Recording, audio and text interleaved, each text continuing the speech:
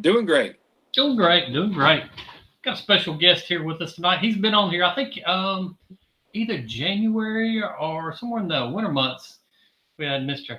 Kayle Ward on here. Has it been that long already? I believe. Yeah, it's been a while. Oh my gosh! I I tried feel to like get it's a while been. back. He was on vacation. I knew last week he was fishing a Crappie Masters, and he's a busy guy. And Oh yeah. today I finally got him. I got him hooked in to coming on today's bite. So appreciate you coming on here tonight, Kayle. I appreciate y'all having me, man. And it's always my pleasure to get on here.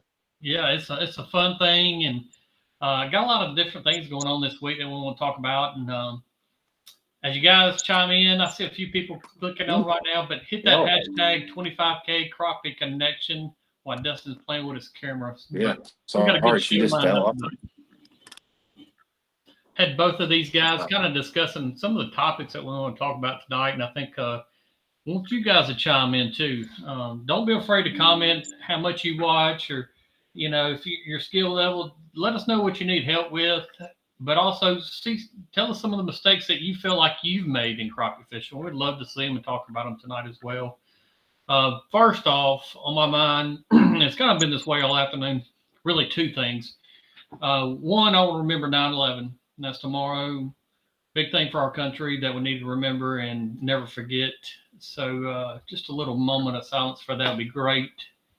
And we'll kick off the show right after that.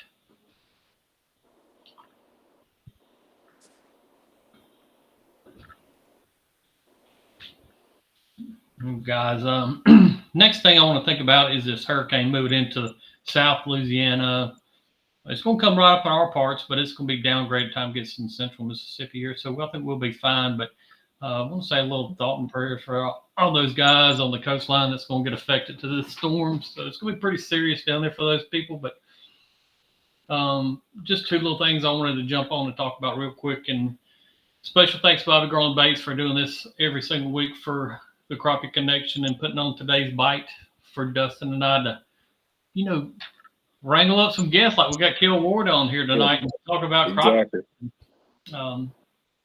Like I said, I got Kayle on here, but I kind of think of this guy not only as a tournament fisherman, but the guide life. I mean, how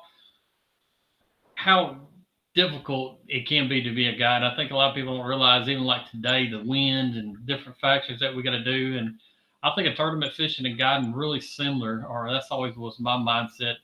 It's always you got to produce. Whether you're in a tournament setting or you're in a guide setting, you got to produce and keep putting fish in the boat no matter what's going on.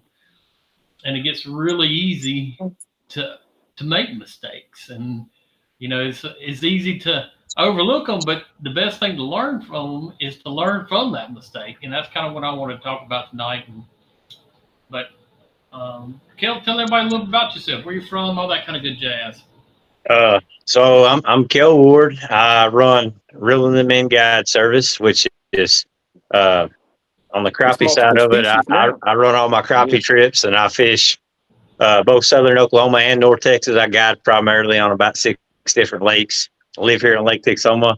Also, we got a striper boat that runs striper and catfish trips here on Lake Texoma. I personally don't run that boat. I got a guy that works for me that runs that boat, and he does a great job keeping that end of the spectrum. Everybody happy and keep fish coming in the boat. And I pretty much chase the crappie, and I've been very blessed to stay pretty busy and fortunate to be successful in my eyes. So, that's a little bit about myself. And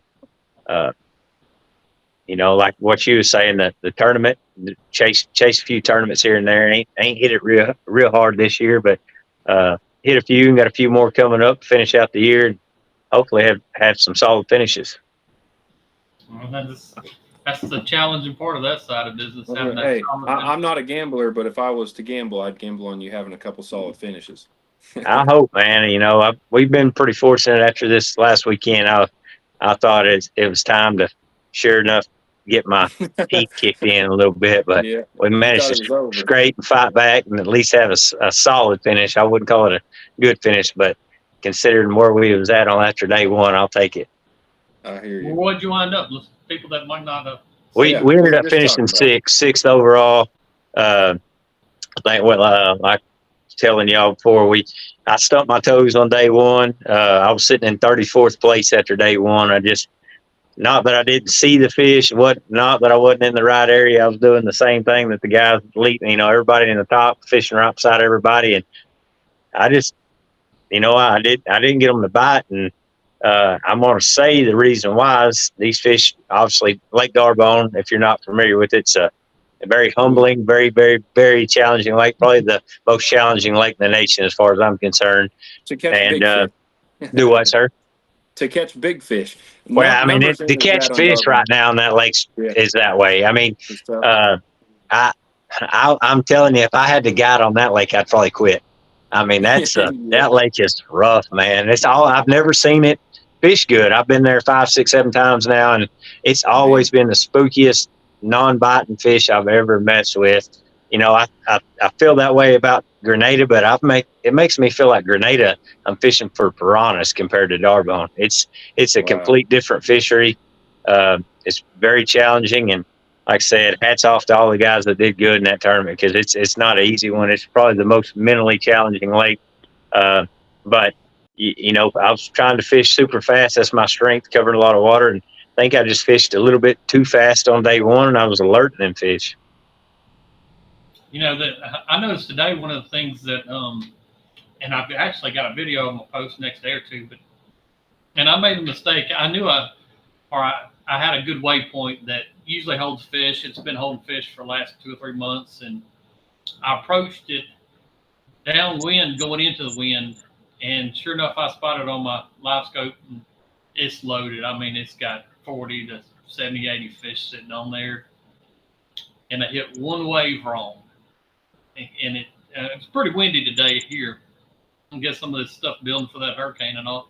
But one wave hit the front of the boat and splashed, and I just seen these fish melt off of it and leave. And they never did come back, really. I mean, I checked it about 2 hours later, and it was a few on it, but nothing like the first time. But that was my mistake I seen today, and I was like, man, I knew better. And you think about different things during the day, and guys, I can tell you, just like Kayle said, he made a mistake during that tournament. It cost him. He made a solid return, of course, but, we all make mistakes. And today, that was a big mistake in my mind that I did, because I had a spot. It was loaded with good fish, everything else, but I approached it wrong, especially for how I can set up on everything else. I knew immediately when I seen those fish scatter, I screwed up. I didn't approach it the right way. And for me, in my boat, I could have turned around, went upwind, drifted back down to it, and anchored, 40, 45 feet from it, and probably caught, a double limit off of it. But I approached it wrong. Fish heard the boat slap, and that's all it took. One mistake, and it cost that one spot of, a really, really good day. Brad, I know how bad that hurts. It does. Rolling up to those spots in your head, you're like, oh, they don't know how bad we're about to get them. And then you bust them out like that. That has to suck. I'm like, man. I've been there, done that before. That's kind of an overlooked thing that I see all the time. And, that's goes year round. That ain't, no specific time of the year where it's different, but something I think that's overlooked that I think some people may not be paying attention to is just how you approach the structure or the school of fish or whatever, and not getting your boat set up right to begin with, and thinking about playing the wind and the boat, the waves, boat slap, just not getting set up right, and which could cause you to not be successful. The best thing I can always tell you is try to get on the downwind side and come up as straight as you can, where you're not getting them waves popping the side of the boat. I mean, the less you can alert them fish, the better off you are. Yeah. Hey, quick shout out, because you know where my head is at, but quick shout out to Jerry Hancock. He said he's listening from the mountains today. Jerry, I got to know, first of all, the story of what's going on, because I'm pretty sure he's elk hunting out in Colorado right now. And I'm very envy of you. Yeah, I know through just text, we're in a group text, and I think they called in a 6x6 or something like that yesterday, and no way. His cousin James Pegram, he ended up, I think at like 50 yards, they managed to get a shot off, and ended up clipping a limb and shot right underneath him. Oh man! So there's some elk out there. They're on. I don't know if y'all seen. I seen Jerry today. He was trapping chipmunks underneath a grill lid. I don't know what he was actually doing, but I know he just posted videos. Said he had trapped 3 of them so far. That's funny. Yeah. Hey, enjoy that trip, Jerry, and have one more just for me. Think of me on the next one. I got Dustin Shields. He's asking a question for you, Phil.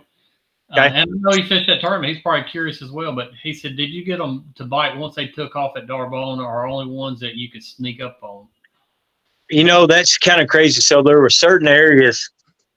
I had one ditch, kind of a ditch that was holding some tournament fish that I found in practice. It's actually real close to an area I fished this spring when I finished second down there. And those fish, if they spooked and run, I could run them down. I was fishing the 17-foot rod, power crappie rod, carnivore, and I could take a 3/4 ounce tungsten weight above like a 16th ounce jig head with a minnow threaded up on it.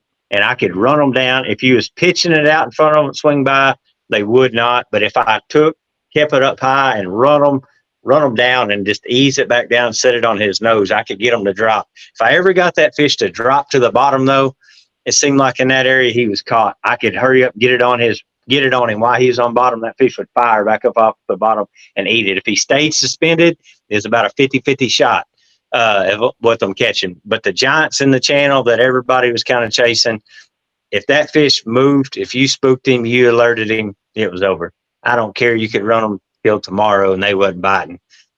Those fish you had to creep up on, and majority of them, even if you approached them perfect, got the bait on them perfect, getting them to eat, just for me, I tried numerous things. I think staying off them fish and pitching at them would have been better. That's not my strong suit, so I didn't do it.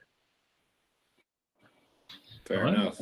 I like. That's pretty good. That's pretty good report on it. Yeah, I've heard of people being really successful out there casting the fish, but they say they're throwing at them like 40 to 60 foot away. I mean, I did some casting. I even casted it some in practice or in the tournament. I kept a casting rod up, but again, that's not my strong suit. If I seen a giant out there floating about 50 foot, I would cast at him a time or two and try to get him to react. I didn't feel like they wanted to react. They didn't want to chase. Obviously, Darbone fish are pressured. They've been pressured all week. I would cast. I did it some. I never caught a fish in the tournament casting. I did catch some tournament type fish in practice casting. I felt like, for whatever reason, I felt like in practice the bite was just extremely different, was so much better than tournament. First 2 days of the tournament, it pretty much rained, and we had a little bit of wind, especially wind on days 2 and 3. And to me, the bite was just completely different. I actually think on day 3, when the sun come out, the bite really kind of picked up. Even though them fish were pressured, and a lot of people said they wasn't, it was getting tougher for them. I felt like day 3 was actually the best day of fishing that we had. We were just talking about this before we came on here, but every day this time of year, it seems like you can have a different bite. I mean, it can flip-flop. It's super wishy-washy when you start getting these first few cold fronts, and it can be feast or famine for sure. And that lake's definitely one of them. I've fished that lake a couple times as well, and it seems to be that story. One day's different than the other. Yeah, you're going to start seeing that all across, or at least in my part of the world, southern Oklahoma, North Texas, on all the lakes that I fish and guide on. You're going to start seeing things are changing. I think timing's kind of important. You get some of these cold mornings. I think, starting right at daylight is not always a very smart thing. I think sometimes late morning, these fish are going to get up off the bottom. They get a lot more active. I start this time of year, I'll start delaying my trips. I don't start, at daylight. And I think, day to day it changes. Again, the fall time frame can be some of the best fishing of the year, can be some of the best bite, but it can be some of the most challenging fishing of the year as well. Don't get stuck my best advice that I see: don't get stuck on what was working yesterday or last week, because fall time's a transition period. Bait's moving, fish are moving, and most of the summer, I feel like fish are in a certain pattern. I don't think there's necessarily keyed in on bait as much during the summer months as a lot of people think, but we're getting back to this time frame where bugs, nymphs, mayflies, all that bite, them patterns are pretty much over, and fish are back on a bait fish pattern. And this weather is changing the bait fish, and fish are moving, water temperature dropping and changing, fish are moving every day, and you just got to be willing to move and make big moves to get kind of figure out areas or a pattern holding fish that day, and tomorrow you almost just got to start over. Agreed. I'm gonna give a couple of today's bite fishing reports while I got them, and I don't get too far behind on comments. Guys, keep those coming in as we go through the show, and I'll try to hit them. Either Dustin or I. This is from Sid Lewis. He's from YouTube. He said, spent the last week on Grenada Lake. Got to fish only one day. 20 to 25 mile an hour winds. Rain one day. Fish were on main points. 19 to 23 foot of water suspended. Others on very bottom. Tipping jigs with minnows was his key. That's awesome. Dustin, did you get to fish the last couple of days, or? I did, yeah. I fished yesterday. So I back to my shallow water big fish lake in Kansas. The fish are kind of really picking up. So it's kind of funny because Grand Lake can get really tough, and when you start getting these colder fronts, the fish can get a lot deeper and they get a lot pickier. But it's been an off summer at Grand. We've done well. We've still made it happen, but the bite has been a lot tougher than normal with that clear water. So I've actually been moving towards that lake a little bit, the shallow, muddy water lakes, because the fish are picking up and getting super aggressive. They're starting to roam and suspend.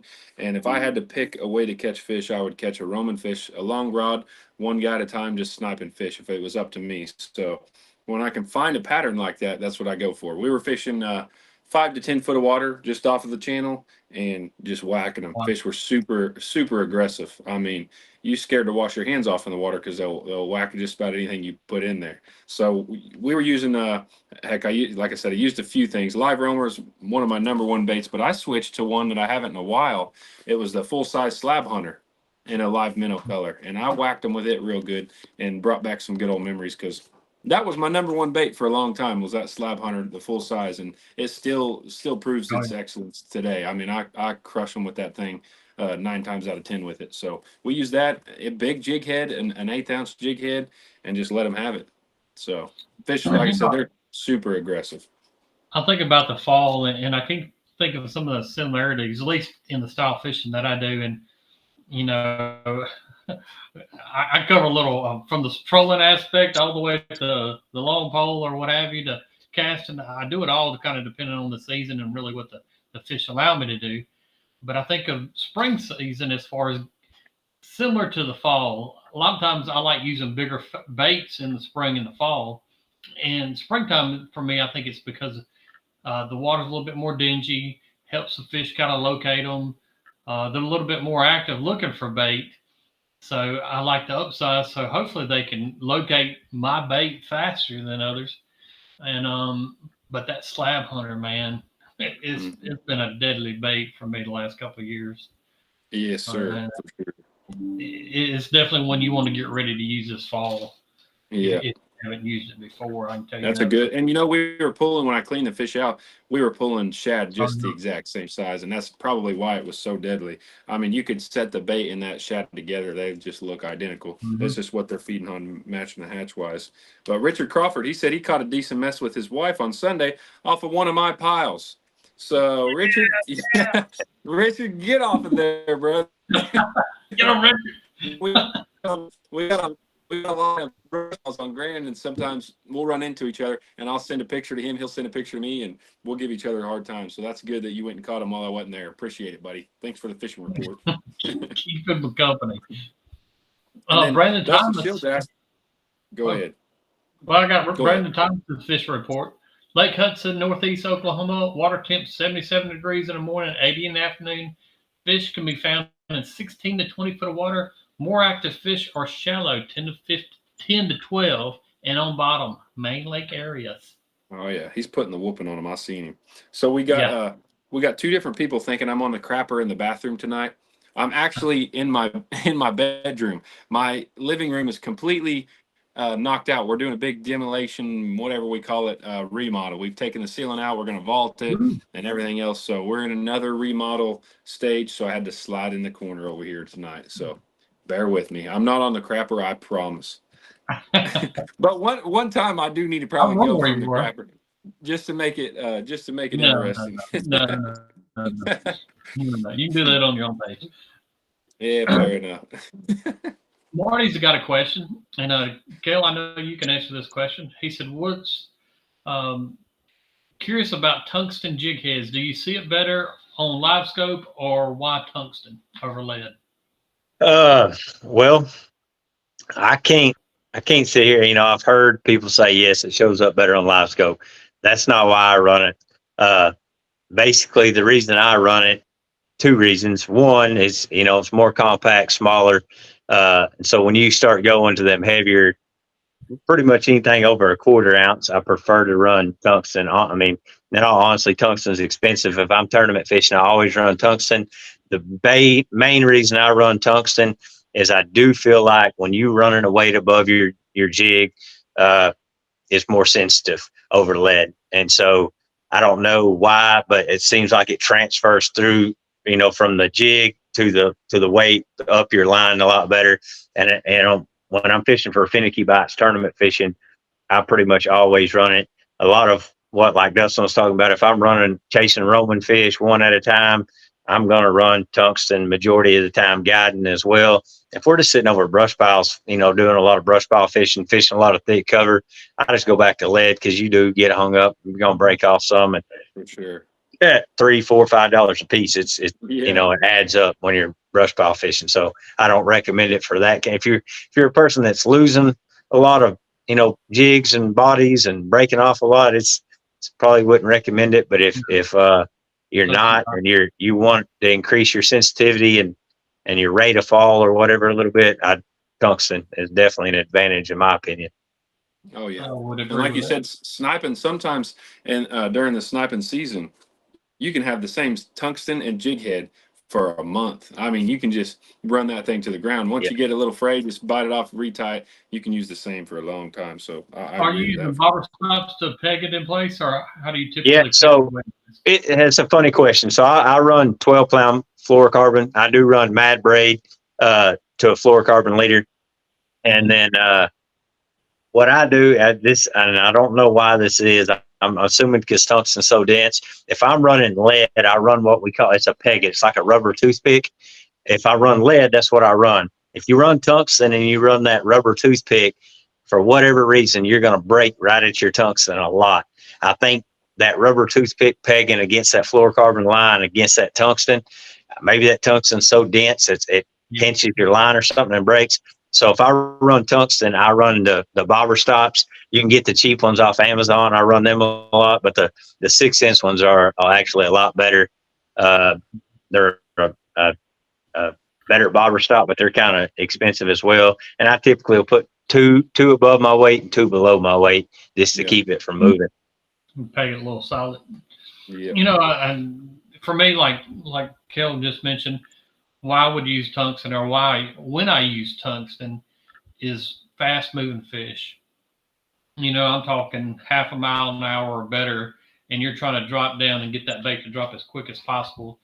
And I actually like using a worm style weight, and I point it down for whenever I set it in the water. It has that least resistance. It's kind of cupped to shape downward. Right. Maybe all in my head. I've never thought about that one. That's one I haven't put thought to. Really? Yeah, I've never thought about turning the nose down. Yeah. Turning the nose down for when you set in the water, it makes less splash going in, and it's just drops down. Probably cuts water better. Yeah, for sure. Just like the water, man. Yeah, that's a good little tidbit right there. See, I'm learning tonight. See, I've always done it the opposite. I run my bullet weight with my point up, and the reason why is I felt like with the point up, there's less for the line for the jig, your tag in or whatever that your jig to catch on your weight and tangle up. Yeah.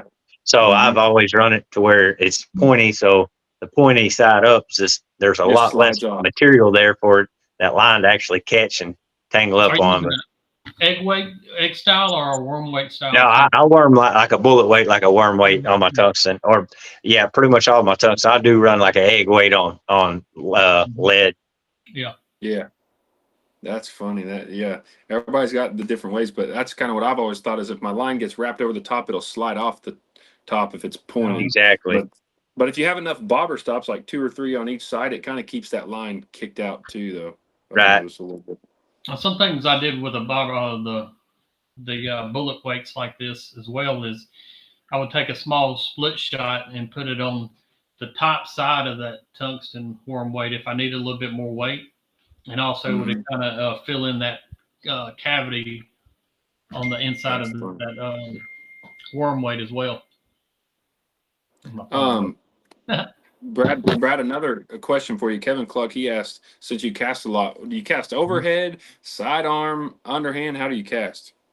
It just kind of depends how much wind we've got, and I actually sometimes I think a good splash kind of helps those fish recognize it hitting the water and makes them kind of look up a little bit. So it kind of really depends on how much wind's going on, how far I need to cast it. I like casting overhand personally better. I feel like I can just drop it down and control the distance I'm actually wanting to hit a little bit better if I cast it overhand.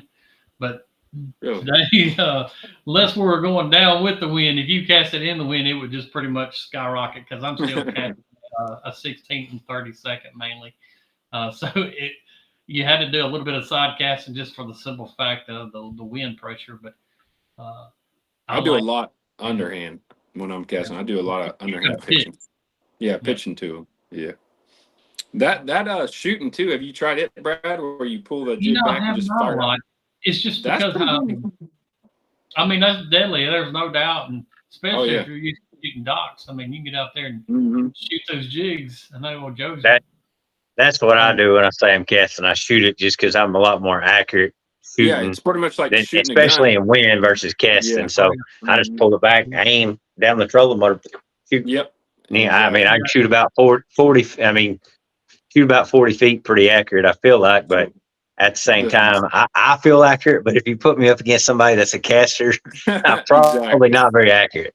Exactly. I feel the same way. And then I've watched people like Joe Pertenza and them guys that can shoot. Yeah. And I mean, it is just incredible to watch. They land it perfect every time. But definitely, I'm better at shooting a gun than I am casting. So, I mean, I shoot where I feel like the arrow's pointing, I guess. Same thing. You just aim your pole to it, let it fire off. Pretty handy. Kevin, when I'm casting, I'm usually just leaning against a post. Or standing, but I don't really sit very often if I'm fishing. So I'd say, but either way, I feel comfortable either way for sure.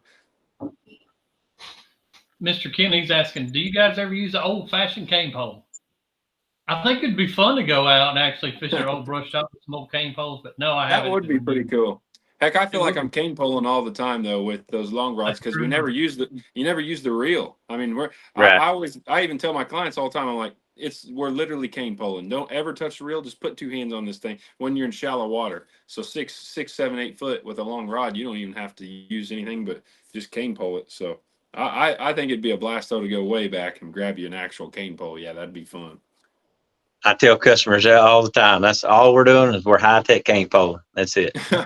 High-tech cane poling. That's a good one. Yeah, you can buy a lot of cane poles with one of these nice carpet poles that cost nowadays. That's right, for sure. Here we'll be out there cane poling with $50,000 electronics on our boat. I got Randy Watkins. He says his second day out with his Garmin caught 2025 on structure and 10 to 12 foot of water. Randy, congratulations. Now you for sure. Now you are hooked. But I'll tell you what that tells me is Randy caught fish before he had that live scope. Probably so. For sure. I'm trying to get on down here. Wesley Miller, he said, good evening, men. Bite is hot in Louisiana. Oh, I don't know what happened to Dustin. I think he lost Dustin there. That's all right. He'll click back on in a second, I'm sure. So, Bernard, working man, see all you guys chiming in. If you're just chiming in tonight, hit that 25K crappie connection for us. Also, right now we're at 101 likes. So if you haven't done it for us yet, there's Dustin. Told you he'll be back. Go ahead and hit that thumbs up, no matter if you're on Facebook or YouTube. Definitely helps us out. 101 guys, y'all know y'all can crush it. I got the faith in y'all. Let's see where Dustin. He's trying to work himself back in here. There he maybe comes.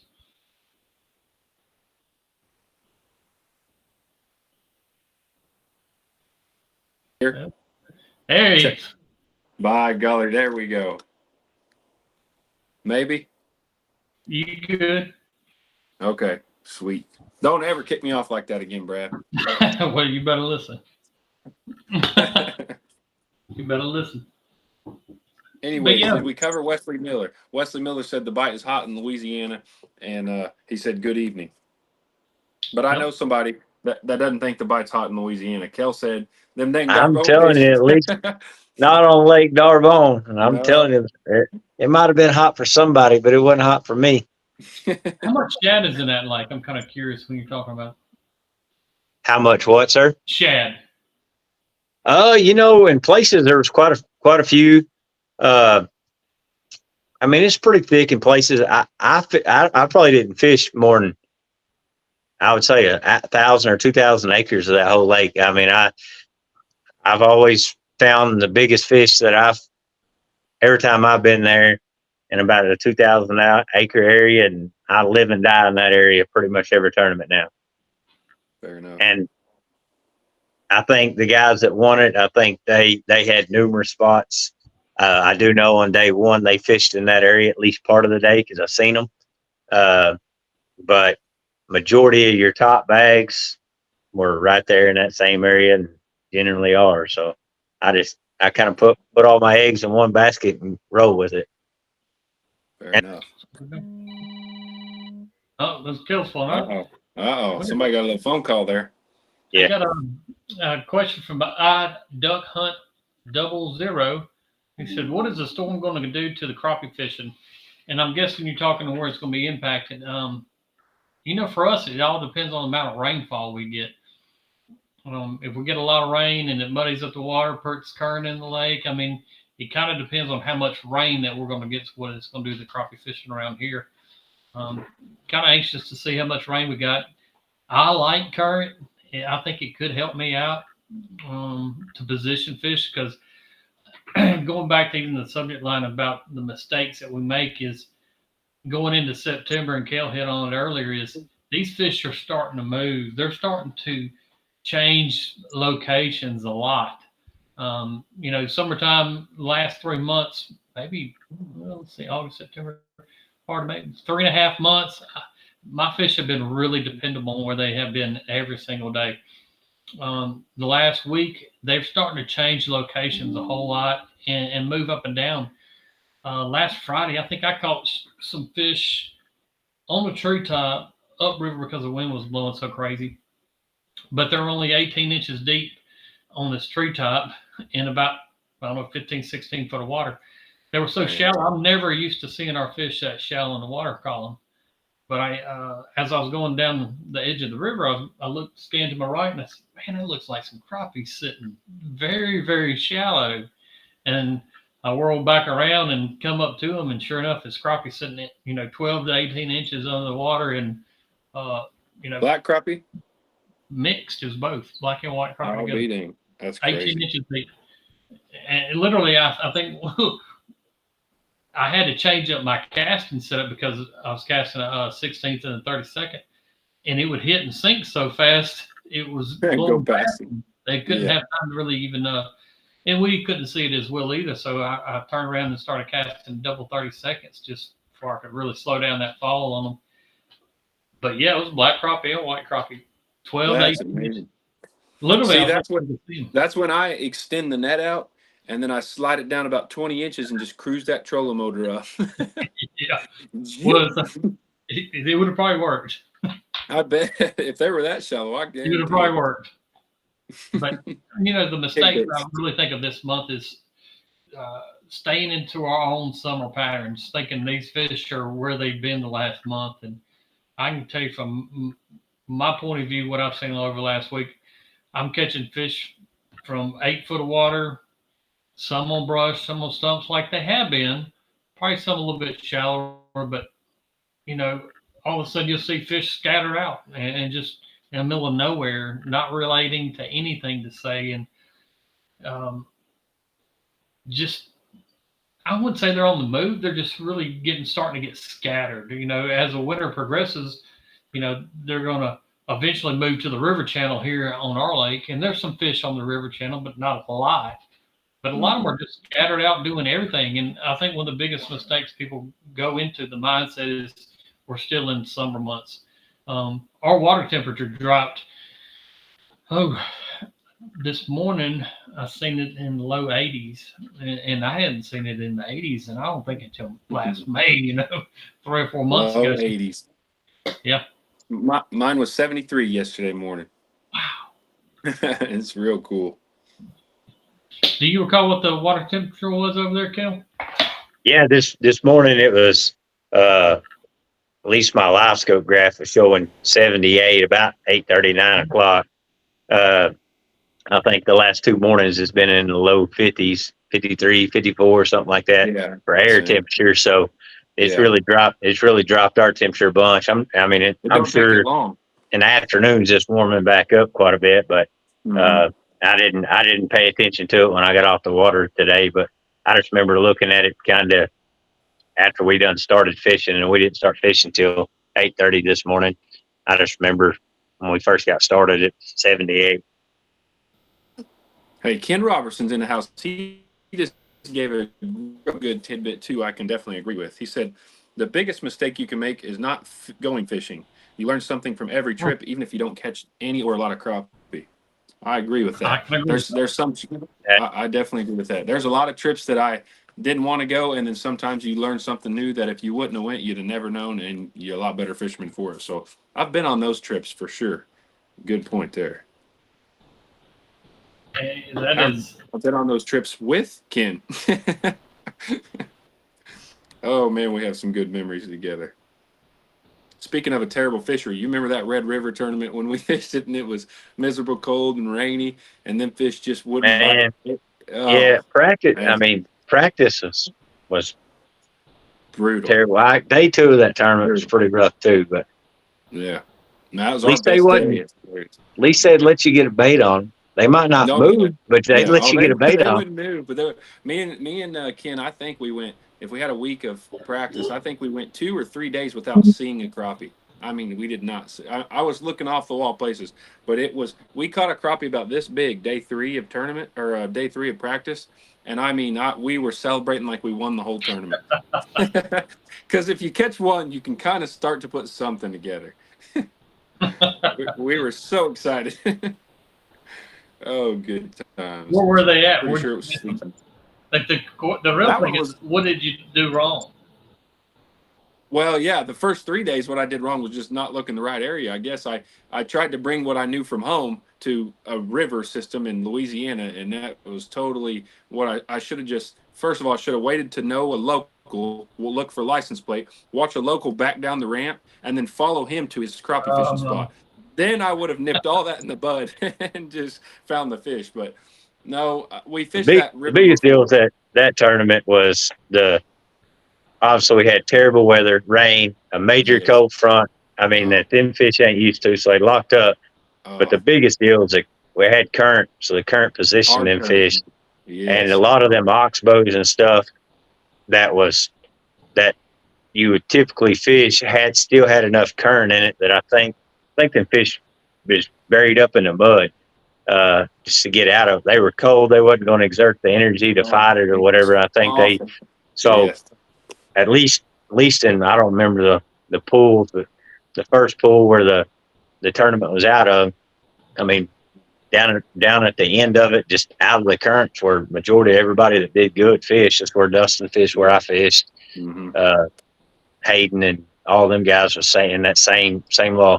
I guess kind of slough or oxbow right off the main river channel. Yep. And yeah, just off the channel. I remember me and Ken, day 2 just had, it was an epic time. We caught a lot of big fish, and it was just like we were just doing something right at the time, because we were going by boats, several people that didn't catch more than 2 or 3 fish the whole day, and we were just whacking them. But day one was total opposite. But man, it was a fun one. I'll remember that one a long time. It was a blast. Vic Johnson, he's a good client of mine. He said, I learned lots fishing with Dustin. Nothing to do with fishing, just good life lessons. Hey, you dang right, buddy. I've been in the boat with him. You'll learn stuff. You will learn. I've got some good old sayings. You have to tell him to move, get out of the way, all kind of move. You're trying to catch a fish? Yeah. It's my turn. I forgot you were fishing with me, Brad. Yeah, right. All right, I got a good question from Bob. Hey, so what is your go-to place to look during the change from summer to fall patterns? Both of you can answer. I'll give it to both of you. Man, I like, my first thing is like I start looking shallower is where I'm at though, and I start going towards flats, shallower and flats. I'm trying to find a little bit of suspended fish because that's kind of my strength, but that's just me. I start trying to transition with them, but they never really. It's almost like one day they're still on a summer pattern, and then the next they're starting to move up or do something different. Then they're back to the summer pattern. So I'm just on a swivel. This whole next month, I don't really have a game plan until I get on the ramp and start running. Really. I like it. Yeah. Go ahead, Kayle. Man, I kind of do right the opposite. I've been fishing flats all summer. That's kind of what I've been running. And so this time of year, when these fish start transitioning and moving, I'm gonna start getting in ditches and channels. That's where, to me, that's the highways. That's where they're gonna be moving. They're gonna be to me, when they're moving, they're gonna run some kind of break line, some kind of depth change to travel up, up or down the lake or from one spot A to B. So I'm typically going to get more out middle, more channel oriented, and start looking off that stuff this time of year, at least on the lakes that I got on. But it's kind of one of them deals. You can catch these fish that just, what Brad said about being scattered. They're everywhere. They're, this time of year, typically in the summer, I'd say stay out of the backs of the creeks or whatever, and be thinking more main lake or, the mouths of coves and creeks. But this time of year, you can catch them in the back of the creek, out on a main lake. They could just be relating to a windblown point, chasing bait, in open water. They really just scatter out and can be anywhere. And that changes a lot this time of year.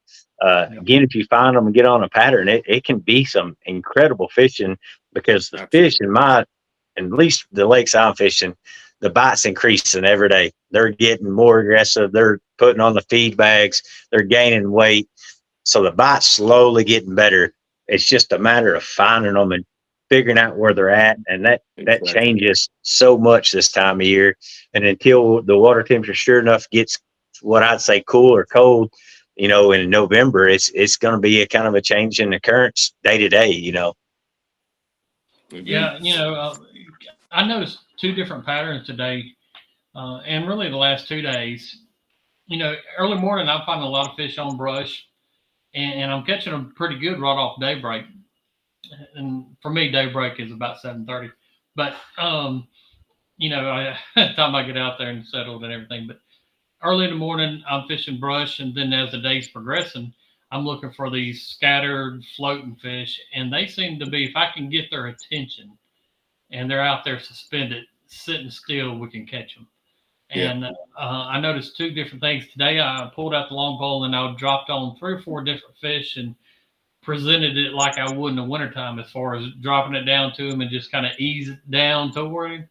And these fish would just totally ignore it and try to hold it still, and they would ignore it. They wanted a reaction, some kind of, I had to get their attention by jerking it up or some kind of erratic movement to get their attention to, I don't know if they were sleeping. I know that's been said a lot through the years as far as probably just hovering there doing anything. But once I got their attention, they would turn around and bite.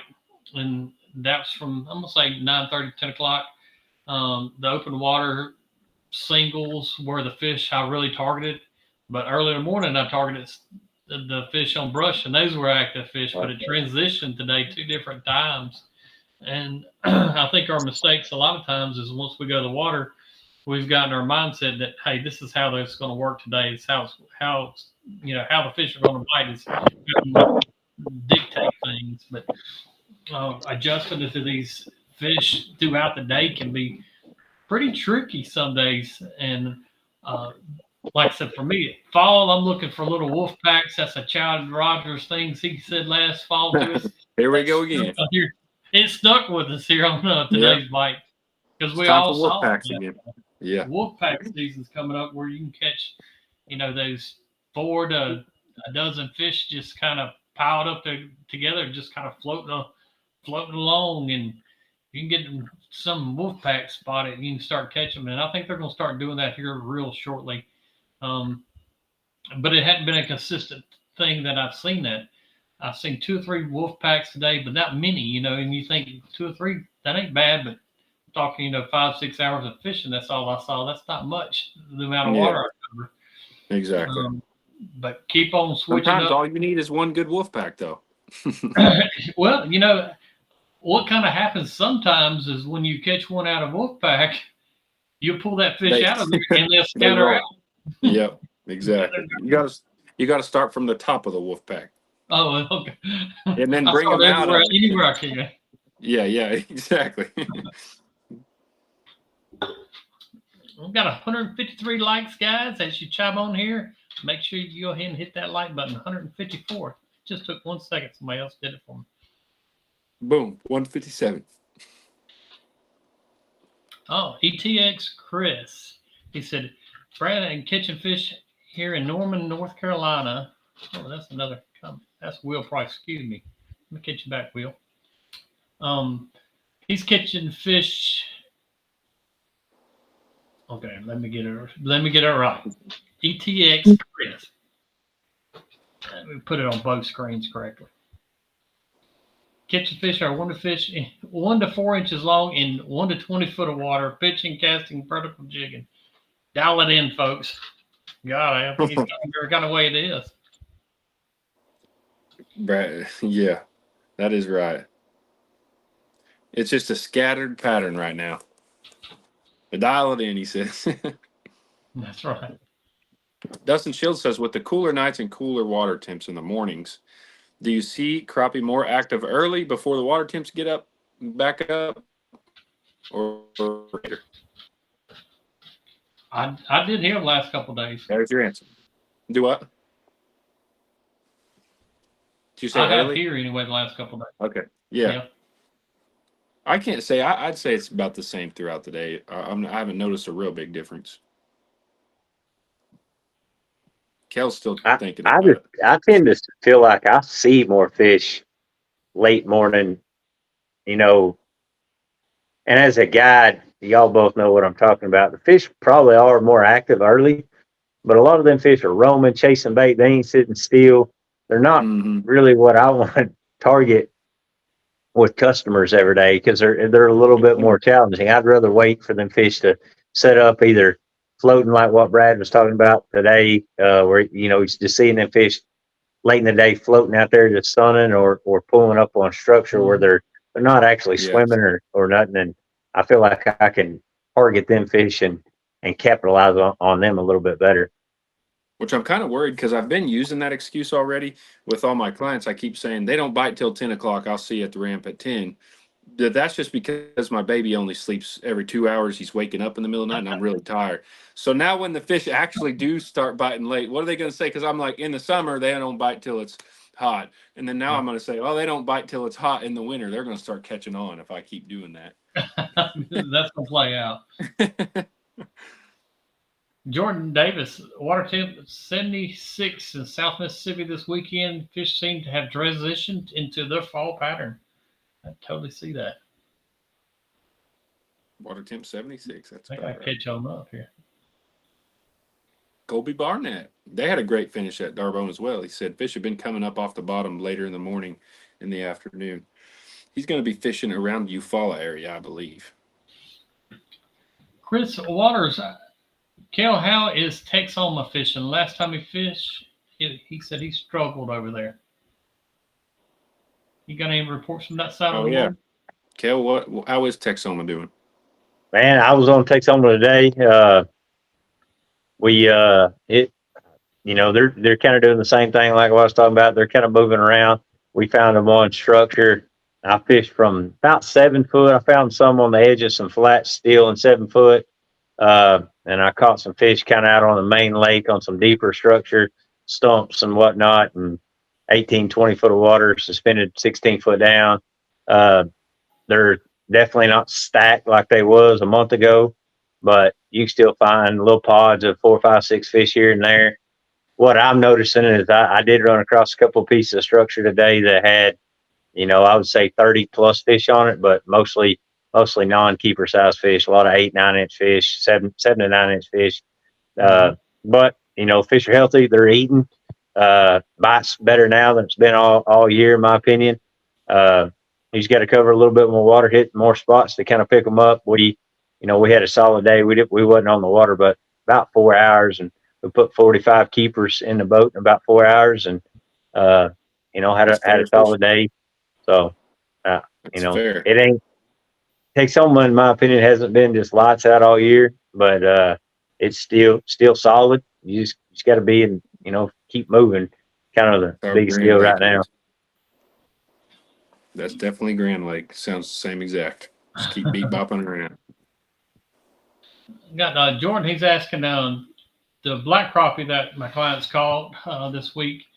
How far did it travel from where Hayden tagged it? Hayden tagged it back in February, but I do not know the location he tagged it. And actually, I talked to him about it, and he didn't recall the location, so I don't know how far it traveled. Oh, man. That would have been very interesting, though. Definitely. But that fish is back at 15.5 inch. It was a giant blackfish, little skinny, which is kind of surprising for a lot of our fish now look like they're about pre-spawn. They're so healthy, but that fish was a little bit skinny, considering its size. Travis Decker's in the house. He said, "Good evening, fellas." He also had a great finish at Darbone. We got all the Darbone fishermen here. Absolutely. Ricky Bradshaw, he says, "What and where will the bite be like at Grenada this weekend?" It's a good question. I'm probably out on knowing much about that bite right now. I know they're probably casting to them around big open water, but I'm not sure. We've seen one report earlier that they were catching them off main lake points with the jig and minnow, what have you, combination. For me, ditches coming in from those shallower flats have always been good. It kind of depends on this rain, how much Grenada water jumps up. If we get a lot of rain coming up through there, it could be tough up there if it jumps up 3 feet. The rainfall can affect it big time on those core lakes as well. I'm sure it's starting to do a little drawdown, but if they got to hold some water, they're going to have to hold some water if we get a bunch of rain. But for sure, it can be very tricky there this week. Brad says ditches hold big slabs or something. I don't know what he says about that. What? Oh man, that's a Grenada saying out there. Yeah. Anyhow, Working man, he's got a report from Enid. Don't be scared to fish shallow. Found bigger fish in 6 foot of water near the bottom. Went out to 10 to 12 foot of water, caught smaller fish, and then moved to 20 foot of water. Should have stayed in the 6 foot of water near the ditches. There we go with the ditches again. It's always amazing to me how those fish know the difference of the bottom, even though they're floating, 4 or 5 foot deep in 12 foot of water. They know the difference of the contour lining and stuff, and that's pretty amazing to me. They know where they're sitting, what's under them. Yeah, absolutely. Mr. Tony Scaney, I see you joining in tonight. Tony, you're late to the party. We're going to close it out here in about another 5 minutes. Like I said, I got some different news. Got 3 new podcasts that are recorded about a week and a half ago. Tomorrow's episode will be with Hayden Jeffries and Ryan Jones with the Department of Wildlife and Fisheries of Mississippi. He's a biologist, and we'll talk about some of the new regulations and how they come up with them and such. Really good podcast. coming out tomorrow with another biologist. We're going to quiz him a little bit, got to stump him a little bit maybe, but it should come out tomorrow afternoon about 5, 6 o'clock. So Perfect. make sure you see that on YouTube. And the following week, I did a video on the beginning steps of the process when I get somebody in the boat with me, showing them how I use live scope and what they need to look for from the very beginning to, till we've limited out with 60 big keepers in the boat with a guy. Show off. So it should be out. Yeah, it's going to be, it was a fun day. One of those days you dream about. For sure. Oh yeah, Charles, I guess you're ready for the debate. Appreciate you guys as always. We're gonna let everybody get off here and get ready for that. We definitely don't think we can compete with that time slot.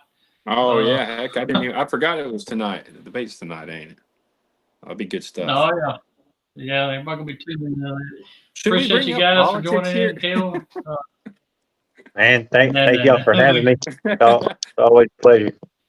You bet. Hey, thanks, Kayle. Guys, Great time, if you bro. check out lurenet.com, we got some of the baits. If you're looking for Bobby Garland baits on there, use your discount code Crappie Connection 15 and still get you 15% off all the Bobby Garland stuff. Anything you see on lurenet.com. Next Tuesday night, we'll holla at you guys. See y'all next. Holla.